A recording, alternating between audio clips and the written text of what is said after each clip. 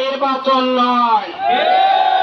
দ্বিতীয় কথা হলো, বাংলাদেশের যে নির্বাচন পদ্ধতি রয়েছে, এই নির্বাচন পদ্ধতির মাধ্যমে ফ্যাসিস্ট জন্ম হয়। জামাত ইসলামী দাবি করেছে নির্বাচনের যথাযথ সংস্কার করেই নির্বাচন দিতে হবে। এই উপযুক্ত সংস্কার না করে, তাল বাহানা করে, সমঝোতার মাধ্যমে কোন নির্বাচন যদি বাংলাদেশে দেওয়া হয়, তাহলে এই তৌহিদি জনতা, বাংলাদেশ জামাত ইসলামী বাংলাদেশের জনগণকে সাথে নিয়ে তার বিরুদ্ধে দুর্বার আন্দোলন শুরু করবে, প্রতিহত করবে। বাংলাদেশে ফ্যাসিস্ট যাতে না আসতে পারে, বাংলাদেশ জামাত ইসলামী পিয়ার পদ্ধতির মাধ্যমে নির্বাচন দিতে বলেছে।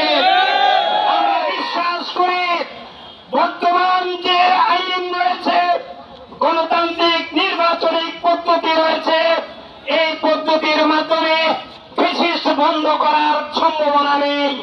সুতরাং পিয়ার পদ্ধতির মাধ্যমে নির্বাচন দিতে হবে। সংগ্রামী শেরপুরবাসী, আমরা আজকের এই গণমিছিল পূর্ব সমাবেশে আপনাদেরকে আহ্বান জানাতে চাই, বাংলাদেশকে একটি ন্যায় এবং ইনসাফ ভিত্তিক সমাজ কায়েম করার জন্য বাংলাদেশ জামাত ইসলামী এই আন্দোলন করে যাচ্ছে। শেরপুর সদরেও আমরা শুধু নয়, আমরা 3টি আসনে 3 জন প্রার্থী দিয়েছি। আপনারা একটু বিবেক খুলে চিন্তা করুন এবং আমাদের প্রার্থীগুলোর একটু বিবেচনা করুন। কোন দিক দিয়ে আমাদের প্রার্থীকে আপনারা অযোগ্য মনে করতে পারবেন না। সকল যোগ্যতার সাথে সাথে অন্যান্য প্রার্থীদের যা যোগ্যতা নেই, সেই সততা আমাদের প্রার্থীদের মধ্যে রয়েছে।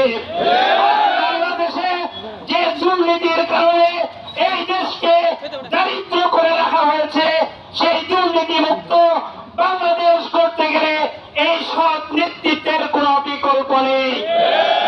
আমি শেরপুরবাসীকে আহ্বান জানাই, শেরপুর কেন্দ্রীয় সংগঠন কর্তৃক 3টি আসনে আমাদের যে 3টি ব্যক্তিকে মনোনীত করেছে, সেই 3 জন ব্যক্তিকে সংসদে পাঠিয়ে এই বাংলাদেশকে একটি ন্যায় এবং ইনসাফপূর্ণ সমাজ প্রতিষ্ঠা করার আপনারা সুযোগ দিবেন, এই আহ্বান জানিয়ে